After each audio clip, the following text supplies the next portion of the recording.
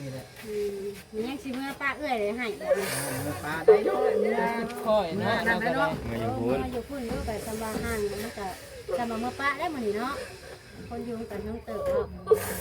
เมื่ออยู่พุ่นกับบ่ไกลกันเนาะอยากมาเล่นยามใดก็มา ไม่พุ่นก็บ่ได้ไกลกันมาดินก็มา ลำบากได้เราก็ได้เนาะ น้ำนอกเลือดน้ำนอกนี่เลือดนี่มันเข็มไปนะ นี่ ครับไปยอมสุกันมาแหละเนาะ แม่น เอาต่างคนต่างมีครอบมีครัวต้องอยู่น้ำครอบไผ่ครัวมันนี่ เป็นว่ากันก็มาหาสุกันมาแหละวันนี้ ๆคิดฮอด เด็กๆก็บอกชิมาหาคนอื่นเลย แล้วก็คือสิมาหาให้เรา ก่อนเลย พวกเอื้อยก็ว่าคือสิบ่มาหานี่แหละว่าซั่นเนาะ ก็มาหากันคือเก่าหั่นแหละ เที่ยวไปมาหาสู่กันปกติ แต่ว่าบ่ให้แบบยิงยอกแงกเนาะถ้าว่าเฮ็ดยิงยอกแงกแต่มันไปมายาก แม่ เพราะง่ายๆซะ มันก็บ่ เลย มาลง เอาเลย เป็นยังน่ะ ไหน กับมือไหน เป็นยังไงบ่ต้องถามไว้หมดสิ ดีใจดีใจ ดีใจ คือว่าดีใจ โอ้มีข่าวดีแล้วนี่ ฮะ กูใหญ่เมื่อบ่ว่าหยัง อ๋อ ให้เมื่อ จับพอจอยมาสัมภาษณ์เลยแบบนี้นะ ดูง่ายเมื่อ ให้เมื่อนี่ บ่ว่าหยังสิบ่หายบ่ว่าคือเก่าจับมาอยู่ โอ้ คือเก่า เมื่อป้าไหนอย่าหายนู่นนะอย่าหาย สิเมื่อมื้อนี้บ่สิเมื่อมื้อนี้เลย ว่าสิเอาเมื่อวันนี้แล้วเพราะว่ามื้ออื่นเฮ็ดเวียกเด้ ถ้าหากว่าเทื่อหน้าเทื่อในคันอยากมาดินน้ำเอื้อยน้ำพ่อน้ำแม่กับมาช่วงกลางเว้นเอามาช่วงลึกๆคือมื้อนั่นน่ะมันเป็นแบบแตกตื่นเนาะมันบ่คือเนาะ เอาดีๆแล้วเก็บเบิ่งดี มื้อนี้เลย ด่วน พอฮู้ว่า กินฮอดเฮาคือกันได้อ่ะ ฮะ เพิ่นเมื่อเพิ่นก็สิกินฮอดเฮาคือกัน นอนแล้ว มีแล้วเฮาสิกินฮอดแต่เพิ่น เมื่อพุ่นก็เงาได้เห็นเนาะ เอากะยาแล้วเนาะอยู่ลูกป่วยได้แท้เนาะโดนๆก็มาเล่นอีกเนาะ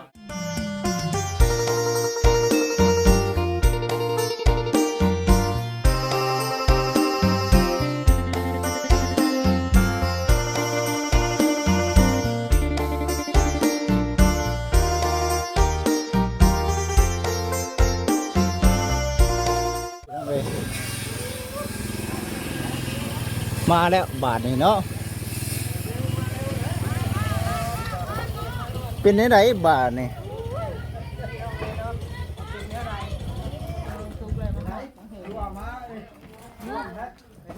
อ๋อคือด่วนแท้นี่เนาะ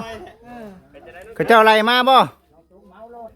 เมารถแล้ว เอ้าน้องตุ๊ก มาก็ลงให้เลย เอาลง เอาเลย เป็นยังน่ะ ไหน กับมือเป็นยังไงบ่ต้องถามไว้หมดสิ ดีใจดีใจ ดีใจ คือว่าดีใจ โอ้มีข่าวดีแล้วนี่ ฮะ กูใหญ่เมื่อบ่ว่าหยัง ให้เมื่อ จับพอจอยมาสัมภาษณ์เลยแบบนี้นะ ดูง่ายเมื่อ ให้เมื่อนี่ บ่ว่าหยังสิบ่หายบ่ว่าคือเก่าจับมาอยู่ โอ้ คือเก่า เมื่อป้าไหนอย่าหายนู่นนะอย่าหาย สิเมื่อมื้อนี้บ่สิเมื่อมื้อนี้เลย ว่าสิเอาเมื่อวันนี้แล้วเพราะว่ามื้ออื่นเฮ็ดเวียกเด้ หายแล้วเด้พี่เอ้ยอย่าหายแล้วพ่อเด้อมาแล้ว บ่ว่าเต็มซี่แล้วท่านนี่ก็สิให้นำคือกันเลย ลูกๆให้ลูกมันก็เลิกพอจอยเด้อ นี่ก็สิให้นำคือกัน โอ้ยให้เราเสมอนี่เนาะ คือมาไว้เป็นในบุญ พอจอยก่อนไป เออเนาะเอาเบิ่งไปใส่พี่น้องเอ้ย มาถามพ่อจอยเลย พอจอยย่างไปนั่งอยู่หน้าห้องน้ำจักเจือเนี่ยว่าเจ้าน่ะมันถึงไหนเล็กๆน้อยมันหมดเวลาบ่เวลา ต่อเวลาในนึงเนาะเดือดแห้งดีเดือดเนาะขออนุญาตให้พ่อจอยได้แล้วก็เสียค่อยไร งั้นเราสอบ ใกล้ๆก็ได้ก่อนเอาให้ ว่าเรียงสัมภาษณ์ มาเรียนสัมภาษณ์เลยก็ได้ถามทีละคนเนาะเรื่องราวเป็นยังไงสรุปมันข่อยบ่ถามเลยสรุปมันจ้าเอาที่ถามได้ก็แล้วกันเนาะไปเมื่อกี้นี่ไปว่าในเรื่องแบบไรพ่อจอยคือว่าเพื่อเพิ่มมันให้ได้เครียดของว่าเพิ่มมันให้แต่ไรมาอยู่แล้วได้ยังไงว่าลงทุกทำไหม พอจอย ลงก็ได้ ข้างหลังคนละเจ็บ จีพี บ่เข้ากันนี่อยู่ใกล้ๆกันนี่เอา ๆข้างกันนะข้างหน้าเป็นแบบไร นางลงจะดี นั่งลงอยู่พอนั่งลงพอเลยจ้ะ น้ำจะดีอ่ะ เออ ดีใจแฮง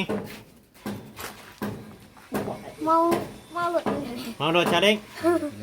จะได้สิเมื่ออยู่น้ำปูน้ำยาได้บ่บัดนี้ มาแล้ว อ๋อสิเมื่อมื้อนี้เลยต่อดีใจน้ำดีใจน้ำ อย่าหายนะพ่อเลย ทุกดีใจแห้งจนสิหายแล้วเนี่ย ดีให้เป็นจะได้พ่อจ้อยลองเว้าจักความในอยดู เนาะมีเสนา คืออึ้งเลยมานี่ ในความคิด ตัวอื่นสิ ในความคิดเห็นของทั้งพ่อจ้อยนี่เป็นจังไดอ่ะลูกเต้าสิกลับ คุย คื กัน น นี่ เรียบ อ่ะ ร้อยบ่คุยกันเรียบร้อย เพราะว่า เมื่อบ่ได้ถึงลูกดอกเลยแต่ว่าบ่ได้ถึงลูกดอกเนาะปกติเพราะว่าเฮามาคิดเห็นตอนไปเอาตะกี้คือว่าเติมหนึงหั่นนะบัดนี้รู้สึกไดเนาะบ่บ่คือเก่าบ่ถือว่าเพิ่นยอมบ่ งอม ว่า FC เพิ่นก็คอมเมนต์อยู่ว่าน้องตุ๊กคือบ่เด็ดขาดแท้ว่าซั่นน่ะนะอันนี้คือคอมเมนต์ FC เด้อเนาะ บัดเพิ่นเว้าอยู่บ่น้องตุ๊กว่าทำมาอันทีมงานไปถ่ายคลิปถ่ายหยังเพิ่นบ่ได้ว่าบ่แกเว้าอยู่บ่ เดือนแล้ว บ่ได้เว้าบ่ บ่ได้ว่าแล้ว เจ้าสิบ่คิดฮอด FC บ่ใช่สมมุติว่าเพิ่นบ่ให้เราไปถ่าย มีหอดที่เก้า ฮอดยังไงไผสิกล้าเขา บ่ได้กล้าเข้าได้เนาะ แม่น ไปได้กันไปแล้ว ไปบ่ได้ เคยมีหัดสงกรานต์เนาะ อุ้ย แซ่บเบิร์ดเจ้าไปนี่เบิร์ดซีดต่ำหัวเฮาเออ มันบ่แม่นว่ามีแต่ว่าแสนแล้วเบิดซิดก็ถือว่าจากหลายคนอยู่ได้ข่อยว่า หลายคนดู ใช้ตำหัวนะใช้ตำหัว ต่ำหัวต่ำซัว ทุกเลย ตำหัวบ่เพิ่นว่าตำหัวนะที่ว่าแซนขับรถตำหัวนะเนาะเปิดฟังบ่ ใจ ครับ ว่าติ ได้หมดเลยมากอะบอกแจ้งหมดก้อนเนาะทำมาได้มาเด็ดมาอย่างละ บัดนี้พ่อจ้อยสิจังได๋เมื่อส่งลูกแล้วเจ้าสิหยังต่อบัดนี้พ่อจ้อย ยาที่เรา เมื่อสิจ่ายอยู่ไสอยู่นั่นฉันยังบ่ได้กลับบ้านพุ่นบ่ บ่เมื่อคุยกันนะเว้ากันได้น้องตุ๊กคือว่าให้เมื่อง่ายเมื่อหลายถ้าคุยกันไม่ได้ล่ะเว้าให้ฟังเล่าเหตุการณ์ให้ฟังนี่ก็อยากจัก เข้าไปทำบิดเพิ่นว่าแนวใด พี่ให้พ่อจ้อย มา แม่ เบ่ น แล้ว พ่อ อ่ะ จ้อยนะ ช่วยว่าก่อน มาเลยเบ่แล้วอ่ะ มาตู้กับพ่อว่าให้ว่าทีละคนให้พ่อช่วยว่าก่อน เข้าใจว่าสิว่าว่าคือมีแต่ก้มหน้า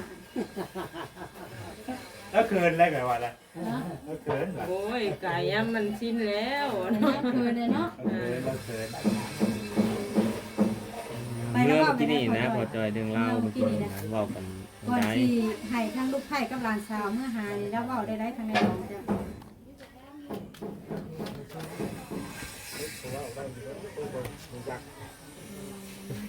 เมื่อเพิ่นว่าอ่ะ ได้บ่น้ำผัวอยู่บ่ เราไม่ได้คุยนี่เราปล่อยให้น้องตุ๊กคุยแม่นบอกอันนี้ อ้าวแล้วดูเราจะพังไป อ้าว เริ่มเริ่ม นี่เด้อ เริ่มก้าวเข้าไปเอา เด้อ ไม่ได้ย่างเข้าไปเอา เอาเด้อย่างเข้าไปเลย ย่างก็ไปแล้วก็เล่มน่ะอ้าวร้านกูไปใช้แล้วว่ะเขาก็เลยว่าไปเอามาน้ำอ้าวมึงสิมาอยู่ผีเลยบ่ แล้วจะตอบแล้วว่าไปได้บัด ยังบัด เขาก็เลยว่าเขาก็เลยถามว่ามัดอิหยังแบบ เอา มาถามว่าจะให้เฮามาบ่ คือนั่นแหละ ข่อยเบิ่งกี่ชบเจ้าข่อยก็ยังฮู้แล้วว่า เจ้าจะให้ว่าบ่หรือบ่ให้มา แม่น สิอยู่ประมาณนี้ บอกเพียง แม่ เป็นสิดีข้าง ทำเราให้เราเว้าเกิงๆไปข้างเราก็สิสั่นตี แล้ว แน่ๆๆ เรื่องฮีดคลองไม่สาบานไปว่าเพิ่น ให้ อยู่ มา ว่า โลดเหมือนว่าน่ะ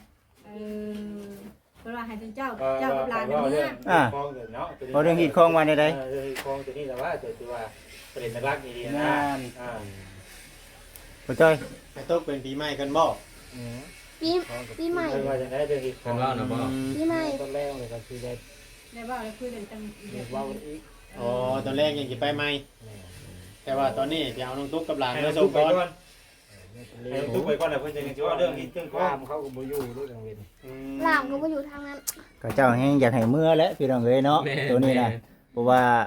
ที่แรกมาก็เป็นฮู้อยู่แล้วว่าเป็นย้อนหยังบัดทีนี้เจ้าสิกล้ามาอีกบัดนี้ยากแล้วบัดนี้คิดเอาคักแล้วเหมือนสิ อ่า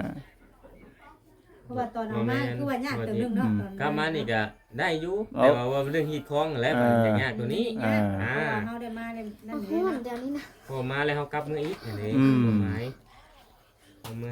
ชายนะมันก็สิเปรียบตัวนี้ สอง หน่อยนึง สองสุดก็ได้หนุ่ม มันเสียสิยากเนาะทาง มัน ที่ ทุกข์ยังยิ่งแค่หันหลายให้ว่าสิได้เมื่อน้ำผัวก็ได้ โอ้ยเขาไม่ได้ยินแค่ ทางบ้านเพิ่นมันก็สิบ่คุ้มปานใดเด้คือนี่ปานใดก็สิยาก เพราะว่าฝ่ายชายก็บ่ได้มาตามหา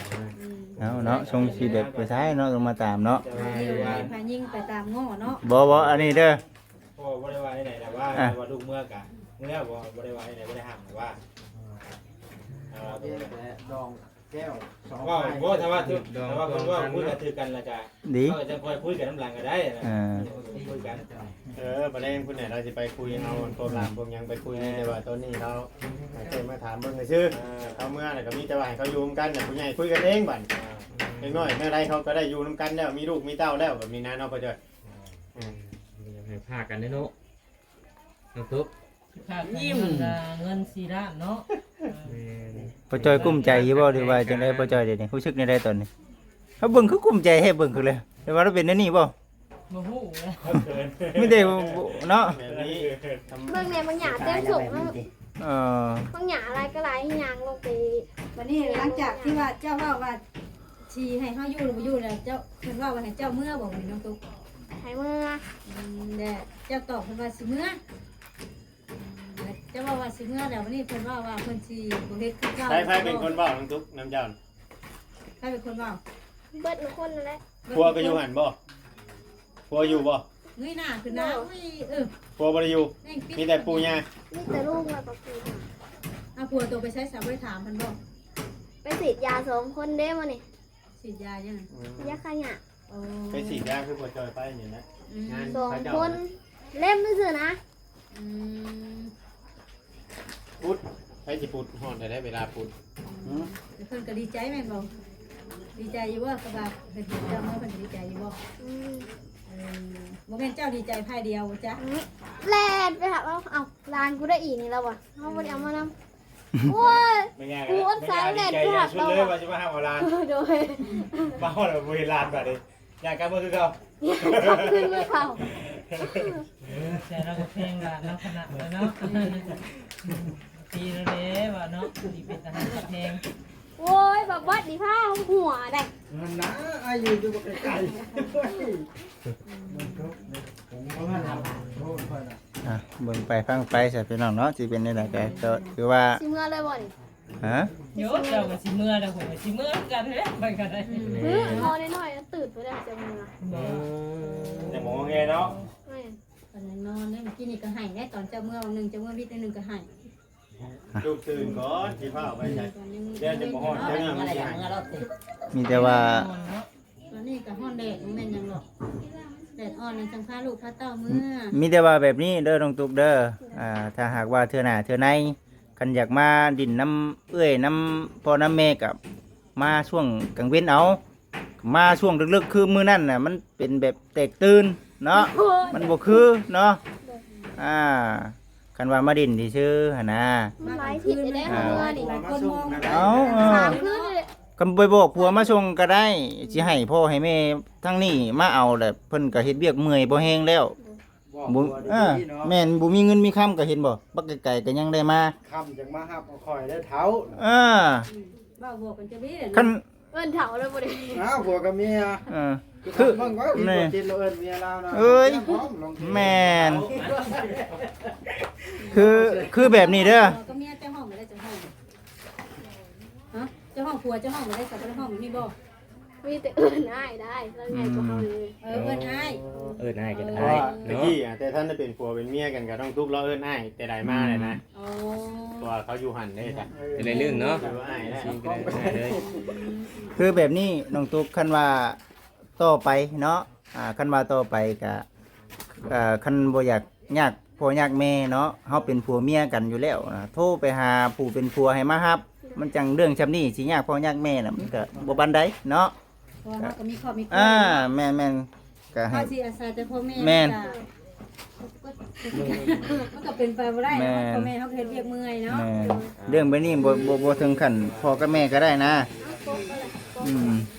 พ่อจ้อยก็แม่สิมีเวลาพอปานนั้นเนาะพ่อจ้อย โอ้ย เนาะ บ่สิเชื่อว่านี่ได้พ่อจอยก็ ต้องเฮ็ดเวียกหาเงินหาค่ำเลี้ยงปากเลี้ยงท้องแล้วก็ได้ คือเจ้านี่ก็ต้องเลี้ยงลูกเลี้ยงปากเลี้ยงท้องคือกัน แม่นนั่นแหละก็ในเมื่อน้องตัดสินใจแล้วก็คือว่าแล้วมีหยังก็ค่อยเว้าค่อยว่ากันเด้อบัดนี้เด้อเนาะทีนี้แล้วจะลูกผัวไปลาวเนาะลูกผัวไปลาวก็มีแต่ ลูกกลัวไผกลัวมันเนาะ แม่นตอนนี้มันก็ขึ้นอยู่กับครอบครัวเขาเจ้าเด้อพี่น้องเด้อเนาะ FC เพิ่นก็ กับสองคนผัวเมียนำแน่ หลายๆท่านเพิ่นก็คอมเมนต์กันเข้ามาหลายดังหลายแนวพี่น้องเนาะ บางเรื่องในการที่เกี่ยวกับผัวเมีย2คนบัดสิไปลงใช้กับพ่อกับแม่นั่นก็บ่ได้อีก แม่ พ่อแม่เฮาบ่ได้มีพวกเรื่องฮู้หยังว่าเฮาผิดอีบ่หรือว่าผิดเฮาก็บ่ฮู้อีกเนาะ เฮ้ยกันบ่ดีดอกบ่ต้องสอนชูพ่อกับแม่ฟังก็ได้ผัวเมียทุกคนมันผิดกันอยู่แล้วแต่ว่าก็ให้อภัยกันคือว่าหั่นแหละ มาก็มาแชร์ได้1 2 3 แอคชั่น อันนี้คือบอกน้องเพิ่นไว้พี่น้องเอ้ยเนาะ ปิดคลิปเด้อ ยัง บอก ส น้ แก อง ปไปก่อนสแกปไปก่อน บอกน้องเพิ่นไว้เนาะพี่น้องเอ้ยเพราะว่าคือสิยังอีกเฮิงเพื่อสิ ฮู้จักความไป แม่น หรือว่าฮู้จักความไปหลายเติบหรือบ่นี่หรือว่ายังซ้ำเก่าฮะ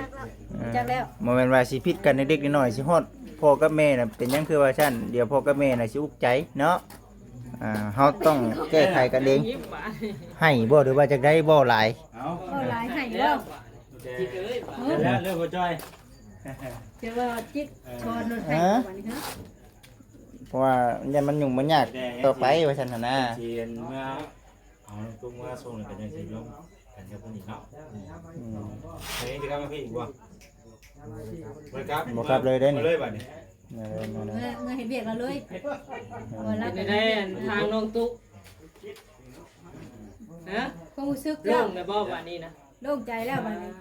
เด็กกี้ซ้ำได้เด็กกี้นะบอกพองดู ว่าถ้ามันจะมาหล่นนะ อึดอัดแฮงบ่ เดี๋ยว กล้อง นี้ ถ่ายก็ได้ปิดเลยดูพระเจ้าของกล้องมาใส่เลย เดี๋ยวเพิ่นก็มา เป็นภายน้ ตั้งกล้องไว้แล้วไปหยอกกระเซย จะวางใจแล้วบัดนี้ โล่ง ำ แน่ เป็นได้ สั บาง ง เกต ก็ สู จ้อย ความรู้สึกตอนนี้ บ่ปล่อยเนี่ยคือสิ ล อุ่ ง นอั บ่ ด หรือว่ามีความคิดในนั้นคือว่าบ่ปากบ่เว้า ฮะมีได้บ่หรอวะ มี ก็ยังบ่ได้แล้ว เคยเท่ากัน แต่ว่าเรื่องที่เรื่องของก็แล้วจังเว้ากันนี่เนาะ คือสิให้คนบ่เป็นดอกคนแบบนี้เนาะเมื่อครั้งแรก คือ ก็ กั จะ นเนาะ มีหมดแล้ว ข่อยว่าแล้ว แต่ บ่ บ่ ให้ ให้ แล้ว แพง แล้วให้ แน่ บ่เป็นเนาะว่าจ้อยฟังว่าตุ๊ พี่น้องเอ้ย สรุปเรื่องคือพอแล้วเลย ครับ กับตาเด้อบ่ใจเด้อบ่ใจเด้อ สิเล่นสิเล่นแล้วบ่เด้อสิเล่น เจอได้กับเบิ่งแล้ว เพื่อนจะคุยเข้าใจได้ ไปไปนั่นแหละพักผ่อนแล้วก็ได้ หายเด็ดเด้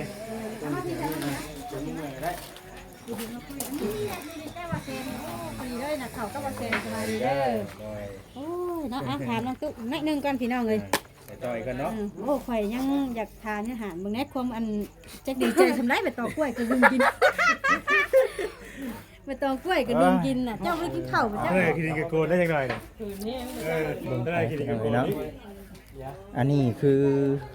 ในเรื่องของทางน้องเพิ่นเด้อพี่น้องเด้อเนาะก็ถือว่าโอ้ยเนาะFC หลายๆท่านก็บ่จิตก็คอมเมนต์กันอยู่ว้าวว่าฉันคือบ่ได้ขาดแต่เพราะว่าบ่จิตเชื่อว่าเมื่อก่อนนี่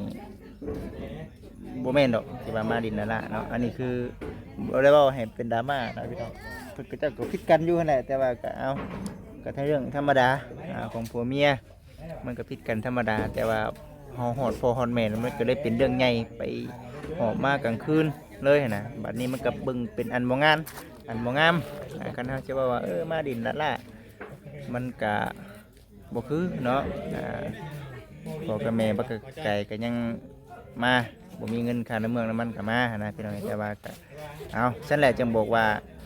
คันเรื่องบางเรื่องคันบ่เด็ดขาดนะบ่พาเว้าหลายเนาะก็เพิ่นก็บ่เพิ่นก็ฮู้แล้วบัดเพิ่นก็เลยบ่เว้าหลายเพิ่นก็ว่ามาเด่น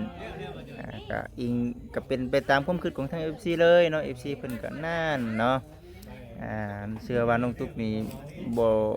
ตัดใจบ่ได้ดอกแต่ก็เอาเฮ็ดจังได๋ซะพี่น้องเนาะครอบครัวแผ่ลาวก็ดีได้ละคันว่ามีความคิดเห็นเนาะอยากกลับไปหาพ่อหาแม่หาลูกหาผัวก็มีแต่ว่าให้เพิ่น อันนั้นเอาเนาะพี่น้องเนาะค่อยเว้าค่อยว่ากันนั่นแหละบัดนี้ก็ได้มีหยังก็ผิดกันก็บ่จำเป็นต้องฮอดพ่อฮอดแม่เนาะหลายๆคนบ่จิก็เชื่อว่าต้องผิดกันแน่นอนนั่นแหละพี่น้องเนาะแต่ว่ามันก็เฮาบ่เฮ็ดให้มันเป็นเรื่องใหญ่มันก็บ่เป็นเรื่องใหญ่เนาะกันว่าก็แก๊กเฮาฮอดพ่อฮอดแม่ฮอดพี่ฮอดน้องนี่บ่ความคิดของผู้หลักผู้ใหญ่เพิ่นก็สิบ่คิดคือเฮาได้เนาะเพิ่นเห็นนั่นน่ะลูกเต้าอุกอังใจเพิ่นให้อุกอังใจกว่าเฮาพี่น้องพ่อกับแม่นั่นก็ได้พวกจ้อยนี่เราก็คิดแล้วคิดในใจอยู่เนี่ยแต่ว่าเราลูกเต้ากับเจ้าคิดในนี้ว่าซั่นน่ะพี่น้องมีแต่ว่าเฮาคอมเมนต์เบิ่งไปเด้อพี่น้องเด้อคอมเมนต์กันเข้ามาพี่น้องเอ้ยเนาะบ่จิตก็นี่แหละให้กับพ่อแม่พี่น้อง FC เบิ่งเก็บเครื่องเก็บของได้ทางนั้นก็ได้หอบแล้วพี่น้องเอ้ยเนาะพอฮู้ว่าสิได้กลับบ้านนี่เก็บเครื่องเก็บของเลยแม่นบ่นี่ อยู่บ่เป็นได้ว่าจิต เด้อเก็บเครื่องเก็บของเลยนี่เนาะเอาดีๆแล้วเก็บเบิ่งดี เมื่อนี้เลย ด่วนเลยนะ พอฮู้ว่า กินฮอดเฮาคือกันได้เพิ่นก็เพิ่นเพิ่นก็สิกินฮอดเฮาคือกัน นอนแล้ว มีแล้วเฮาสิกินฮอดแต่เพิ่น เมื่อพุ่นกับเงาได้เห็นเนาะ เอากะยาได้เนาะลูกน้ำปัวได้แท้เนาะ โดนๆก็มาเล่นอีกเนาะ มากลางเว้นเอาได้บัดนี้ เล่นเอา อย่ามากลางคืนอีกเด้ มาจากเล่นกระโดดหัวจะเจือ แตกตื่นกันทั้งหมู่บ้าน ได้ อืม มาตอนแรกมารับ มีบ่ได้มีหรอก ตอนไกลบันไดเนาะ ใส่กระสอบด้วยนะน้องตุก เตรียมแล้วพี่น้องเอ้ยเนาะโอ้ย ๆคือว่าป้าพี่นะ คุณพี่น้องเอ้ย มาดิดมันบ่ได้ป้าเปลี่ยนอาบน้ำอาบใน เอ้าคอยอีกแล้ววัน ไปไว้ไปจับ โอ้ยพี่น้องเอ้ยไปซะพี่น้องเนาะคือสิประมาณนี้แหละสำหรับคลิปนี้ก็ได้ท่านผู้ชมก็สิได้จบคลิปก่อนเด้อพี่น้องเด้อฝาก FC เป็นกำลังใจให้แน่พี่น้องเอ้ยเด้อสำหรับคลิปนี้ขอกล่าวคำว่าสบายดี